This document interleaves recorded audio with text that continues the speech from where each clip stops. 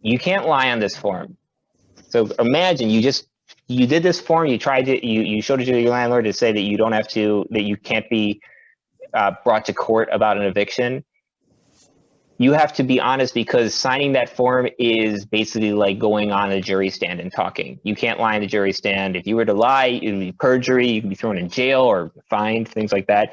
Same thing with this document. It's a serious document. You're swearing under oath that you qualify. So, do you need to prove that you qualify? That's an interesting question, and there's a two-part answer to it. You don't need to prove that you qualify for the declaration when you submit the declaration. That's just a form you sign and you give it to your landlord, and it should protect you. But this is where, things get complicated, because if the landlord decides, if for some reason the landlord thinks that you're lying or it's not true, or if they know for a fact that like actually you are making tons of money and you're totally capable, or that they know for sure you wouldn't be homeless, like there are things that the landlord might think that would lead them to challenge the declaration. In which case, if it got to court, then maybe you would need to be able to prove it. So anything you can do to kind of back up the things that you have in the declaration, like maybe it's a letter from the landlord, not a letter, letter from your former employer showing that you lost a job, or you could show evidence of like your budget and how much income you have and how much money you have to spend on your necessities. There's all sorts of different ways that you could imagine proving up that you qualify for the declaration. But just so you know, if you're scrambling right now, you don't have to try and get all of that together before submitting the declaration. Just go ahead. If you do qualify, sign that declaration and you give it to the landlord and you're done. Now, I think this is a good point to think about what your tools are, okay? These are weapons that you have as a tenant. Think of it that way. You want to be maintaining files and papers of everything that happens between you and your landlord. Like if there's a slip that the landlord gives you, or information, or the lease, make sure to keep that organized. I recommend having like a folder of all your interactions with your landlords. Take notes as well. Sometimes landlords will say things to you just in the hallway or something like that.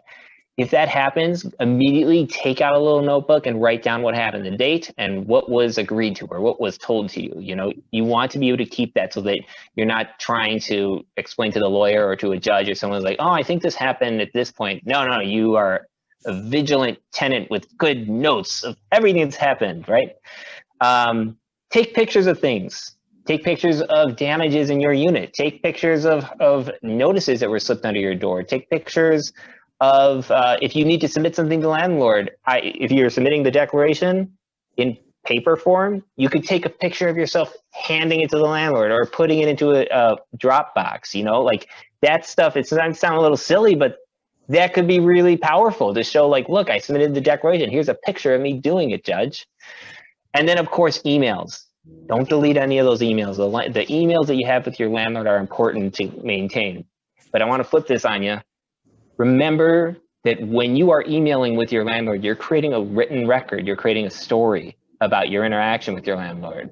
So when you write to your landlord, when you send emails, know that you are creating that history. So be thoughtful about how you communicate as well. Now, I'm going to pause here because I've been talking a lot about how do you qualify? What do you do? How do you do this? How do you do that? But there's something big that you all should know about this moratorium right now, and it's something that the landlord has to do, okay? So remember what I'm about to tell you. I'm gonna click on this, it's a 2-page declaration form. Let me just confirm, can people see the declaration form? No? Yes. Okay. It's too tiny. Hold on a second. I don't know if the share button is allowing me to, okay, hold on. New share. Here we go. I got it. Okay, I fixed it. Here we go. Now you see it?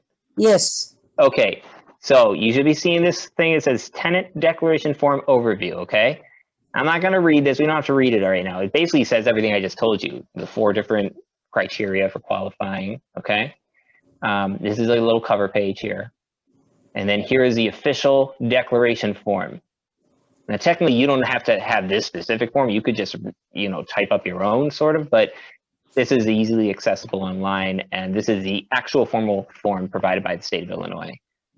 So you see it says all the criteria there once again, and then you would sign and date, okay? Now, why am I showing this to you? Because I'm just transferring over back to my other screen. All right, are we back on the PowerPoint? Yes. Because if the landlord doesn't give this to you, then they can't file.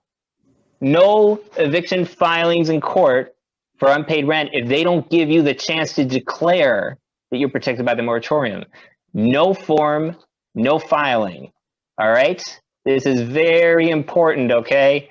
Because if you get an eviction notice and then the landlord decides to file, but they never gave you the declaration form, that's a really big problem for that landlord. The idea is that they're supposed to give you a chance to embrace the opportunity that has been given to you by this moratorium, because everybody knows that not everybody is going to know about it.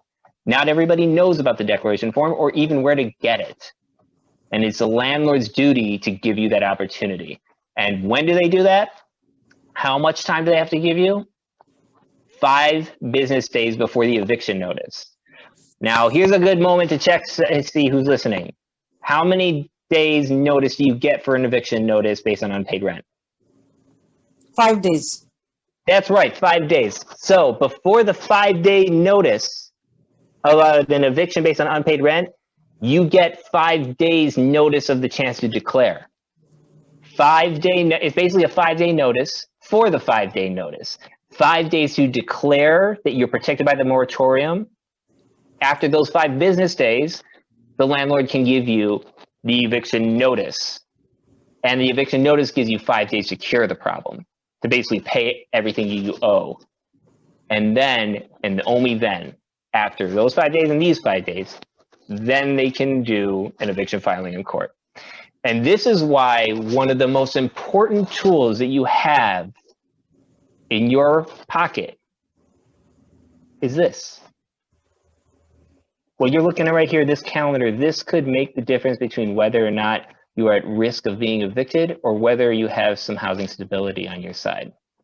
A simple calendar. One thing you should be doing is that if you get an eviction notice, or if you get the declaration form from the landlord, count how many business days before you get the eviction notice. That's why you got to be very vigilant with all your different tools on hand to know what the timeline was. When did you get the declaration form? Did it have that cover sheet?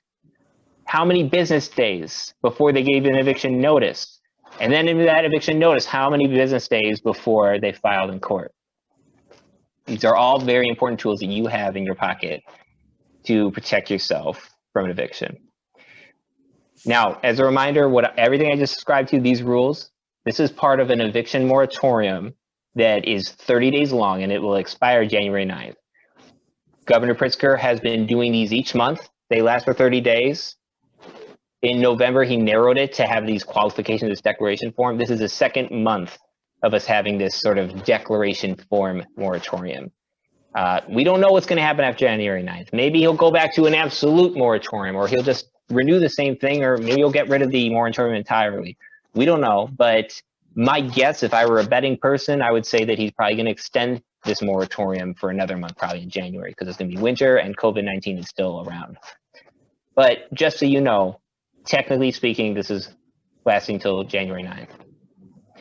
But one thing that January 9th doesn't apply to is about eviction enforcement. So remember, the notice, then there's the filing in the court, then there's the order by the judge, then there's the actual eviction enforcement, which means like somebody comes over and removes you and your belongings from your apartment, right?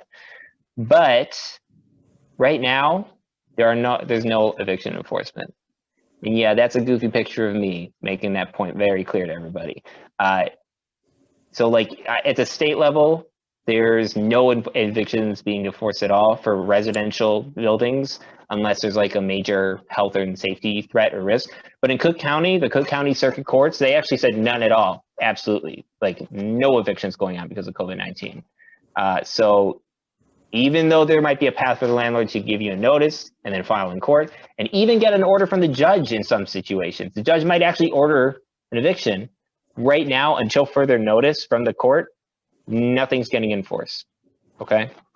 So if at the very least, if you don't really have any argument, at least you know that you have some more time to look for a new housing and voluntarily leave.